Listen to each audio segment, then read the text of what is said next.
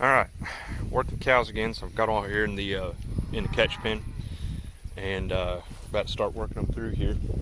What we're doing today is a couple of things. First of all, band all the steer calves. So this is kind of how this works. This is a rubber band. Starts out real small, stretch it out, put this over their nuts, we'll let it shrink back down, and balls will fall off in about a week or so. The other thing that we're going to do is vaccinate.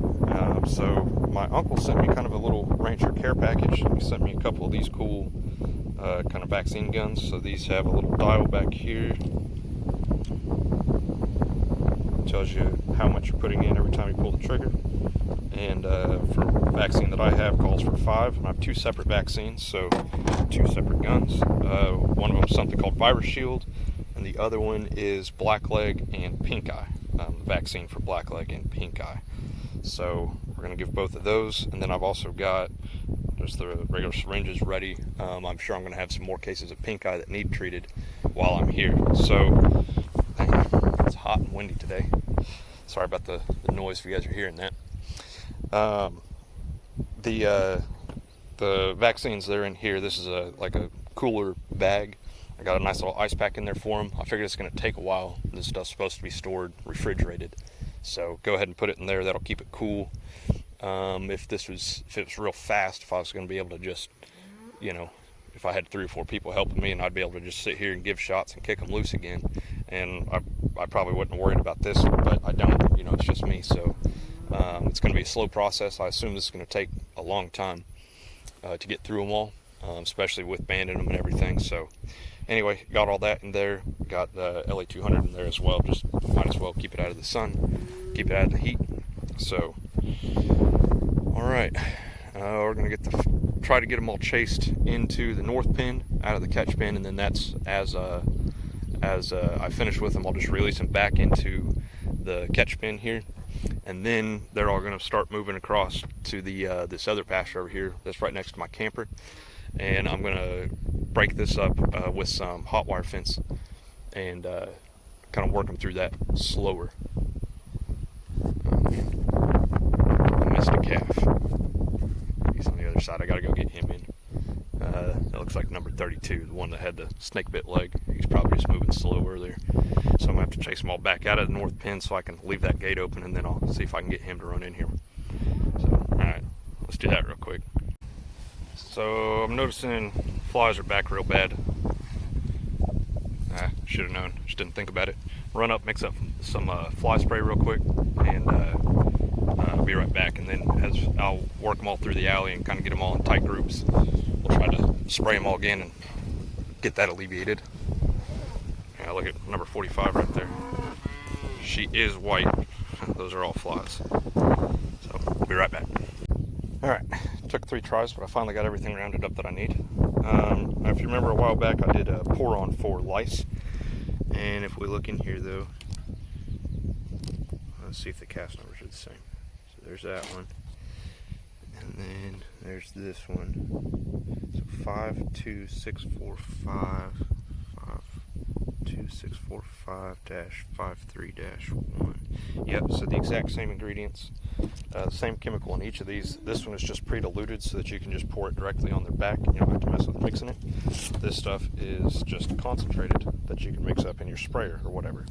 Now, we're still on label. You can use this the same way in the sprayer. You don't mix it with water. You just dump it right in there. So I had just a little bit of that left, so I went ahead and put that in there. We'll spray that first just to get that out of inventory. Whenever I run out, then we'll mix up some more of this to keep spraying.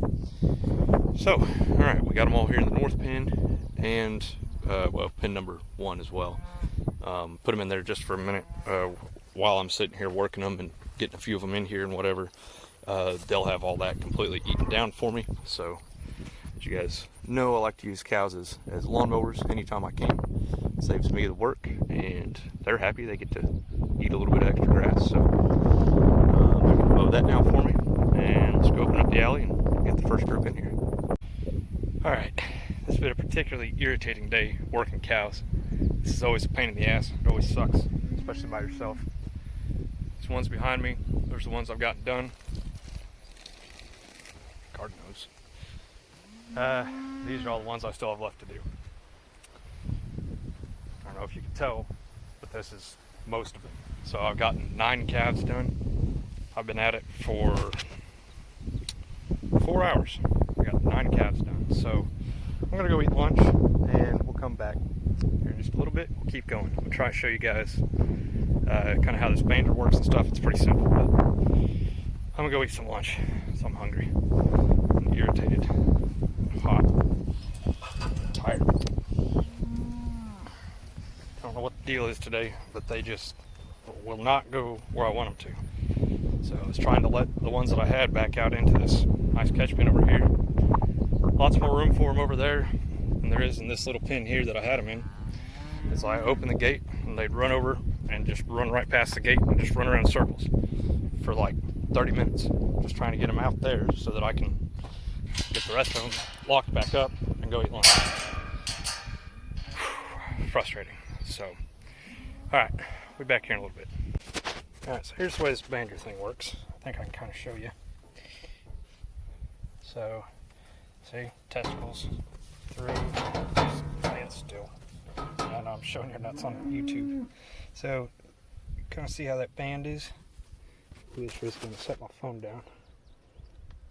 You have to make sure that you get both of them through. Alright, say I've only got one. There's the other one.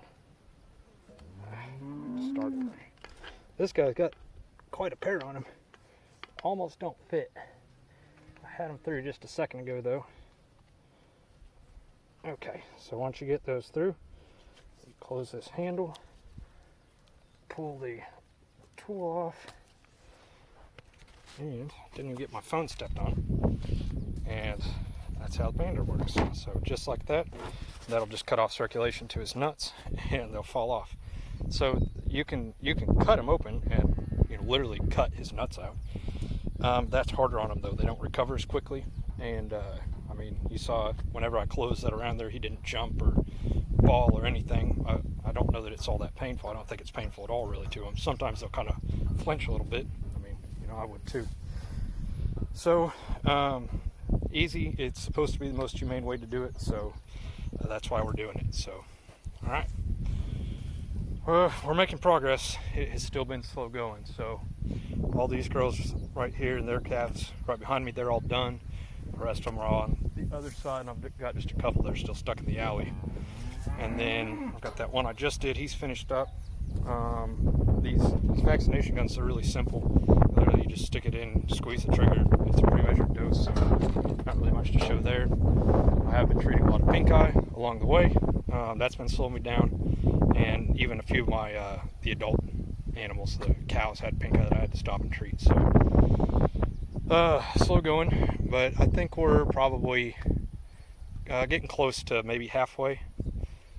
Maybe not quite actually, but anyway, let's let this guy out. Alright, last 7. It's now about 5:30 in the evening. I actually started working them probably around 9. It took a little while to get everything set up, so it's been a long, frustrating day, and all I had to do was work the calves. Like, I wasn't even working most of the cows. I did find a few of them had pink eye though, so I did have to treat, I think, 4 of them. I pretty much gave up on spraying the flies on the cows just because everything was taking too long. So they're gonna have flies for a little bit. I don't know. I'll try to spray them a little bit, just kind of out in the pasture. That kind of works. But all right, get these last ones finished up. 7 more. We're almost there. Jeez, look at the flies on that one. Look at that guy though. What a great looking animal. Like you. He won't sell as well as some of the other ones though, because he's got that, like the white on him. He's not a solid color.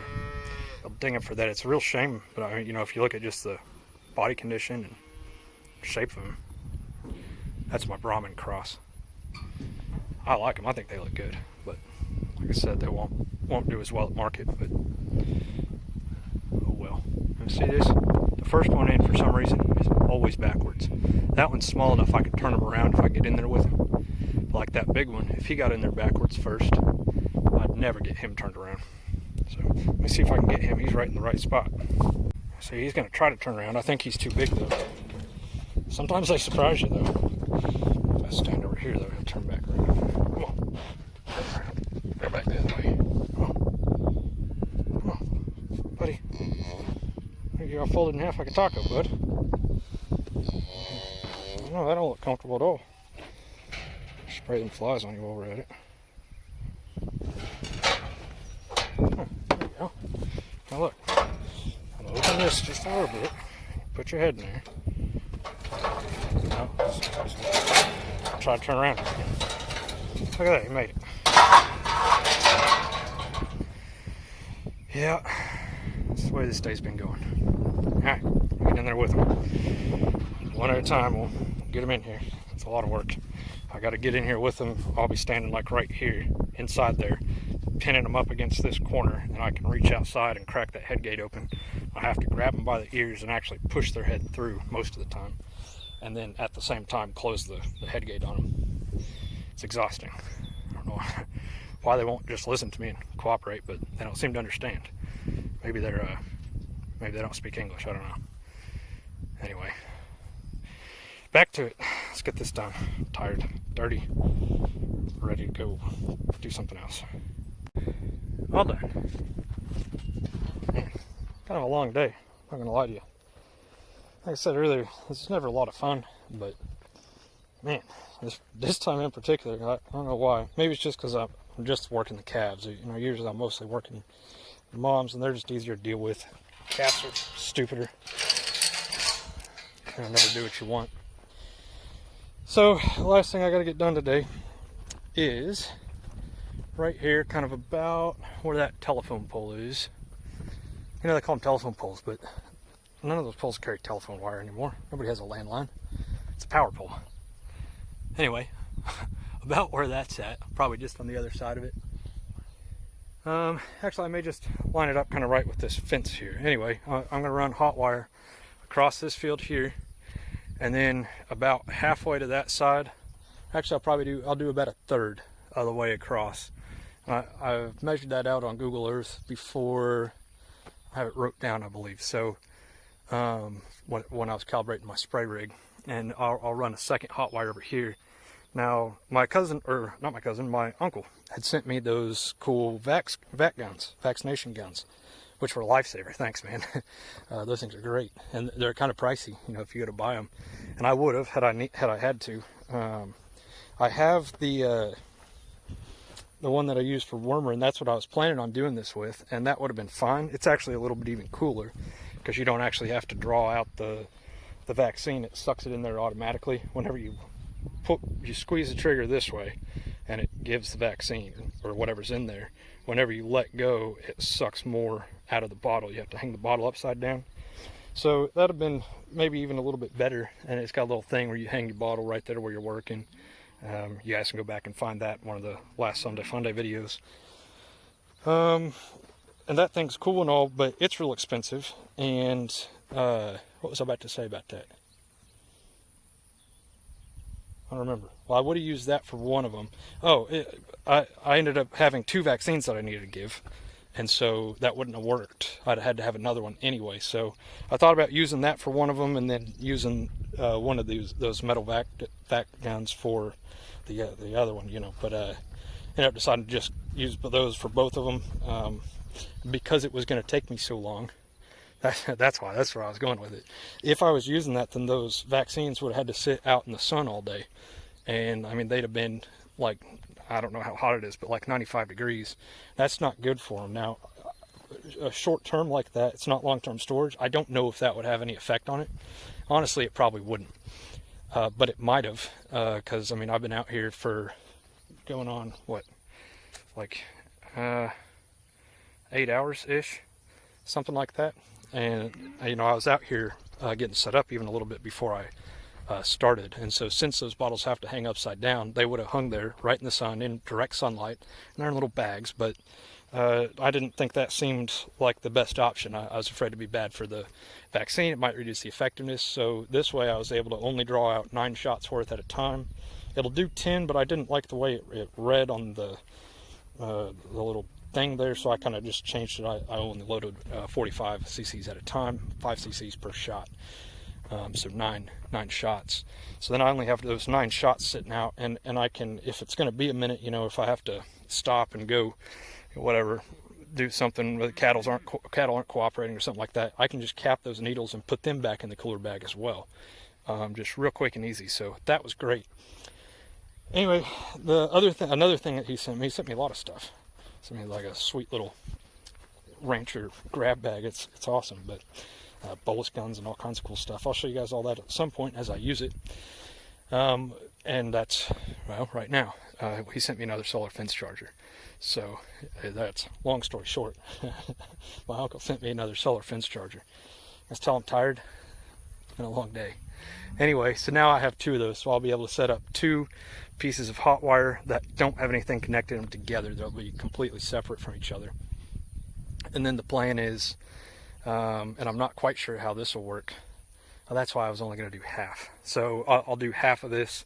I'll let them graze this for like probably 2 days, and then I'll take that fence down and I'll move it kind of halfway to the other side, and then I'll have it so that they can come through this gate to get out here, and then we'll put them all back over here. I'll close these gates, open the one on the other side, and then I'll start working them across this way until I get back to my starting point, if that all makes sense. I think that was a lot of rambling. It's probably really confusing. The point is, we're going to use my hot wire fence to do rotational grazing across this pasture, and the reason for that, you know, I didn't do that over here, and I kind of wanted to, but I decided not to. I don't have all the infrastructure set up for that. And at the time, I didn't have both of those when I was making the plans. I didn't have both of those solar chargers. So, or well, I guess I did actually, but I didn't think about doing it that way. And so it's not the way I did it. Anyway, we just put them all in here. They've been in here for a couple weeks now, and they've eaten that down very good. This side, however, I want to be very careful not to overgraze at this point, because back in the spring, I intentionally overgrazed this. So that they would just hammer on all the broom sedge that was coming up. That's a grass I want to get rid of.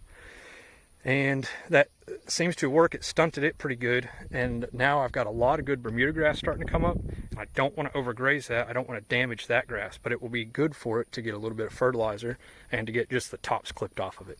And so we'll watch this very closely, and it may only end up being 1 day per paddock. And then we'll move them on elsewhere, back off this way. So that is the plan. And then now in 6 weeks I have to give vaccines again, so we're going to do all this all over again, except that this time, after I give them their boosters, most of them, all the bigger ones, the older ones that are ready, they're going to get separated from their mom, and we're going to start weaning them. So I think I've got it wrote down, but I can't look at it right now, but I think I've got about 30 out of the 41 total calves that I have that are ready to get weaned. So yeah, that ought to be fun. And then once I do that, I think the plan is we'll have the weaner calves in here just temporarily, and I think the mamas and all the other ones I'm going to take back across the creek. That way they can't see each other while I'm weaning them. I think that will be better. Maybe not. Number 50, whenever hers isn't ready, of course, it's a pretty young calf, but she can jump that fence over there and get across the creek and jump that fence again. And I know because she's done it twice. So whenever I go to wean her calf, that's going to be kind of a trick. I don't know what I'm going to have to do to keep them separated. Maybe by then she won't. Maybe she'll just kind of let it happen, but probably not. She's a problem. Anyway, I'll go get this hot wire strung up. So I've been talking way too long. See you guys in a minute. Forgot to show you guys while I was over there, but cows are back in the pasture, so they have access back to the pond that's over there by those trees through the pens, and then they have access to that entire pasture. But for right now, they're all eating on that fresh new grass in between 2 pieces of hot wire. So tomorrow, or maybe the next day, but probably tomorrow, so there's 1 row of hot wire in between us and the cows. There's one on the other side of the cows. One on the other side of the cows I'll take down, and they'll get that to the barbed wire fence on the other side of it. And then we'll chase them all out of here. We'll close that off over by the pins, open the gate up over there past the backhoe, and I'll have the hot wire that I take down tomorrow, I'll string up in between us and the hot wire that's in between us and the cows. So that'll cut this in half. They'll have access to it from over there, so then they can graze on this half of it that's closest to us. The next day I'll take that down, and they'll be able to graze back to that middle hot wire, and then we'll move pastures. So that's the plan.